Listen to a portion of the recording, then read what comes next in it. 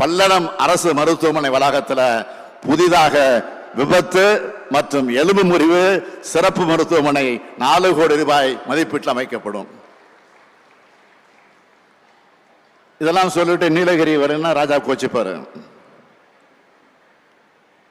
நீலகிரி மாவட்டத்துக்கு வரேன், அங்கேயும் 4 அறிவிப்புகளை சொல்ல போறேன். முதலாவதாக உதகமண்டலம் அரசு தாவரவியல் பூங்கா உலகத்தரத்துக்கு இணையா மேம்படுத்தப்படும். இதற்காக பிரணி இல்லம் புதுப்பித்தல், புதிய சுகாதார வளாகம் அமைத்தல், ஆர்கிட் மற்றும் போன்சாய் வளர்ப்பு கூடம், வடிகால் வால்காய் உள்ளிட்ட உட்கட்டமைப்பு வசதிகள் 3 கோடி ரூபாய் மதிப்பீட்டில் மேம்படுத்தப்படும். இரண்டாவதா 5 அரசு துணை சுகாதார நிலையங்களுக்கு தலா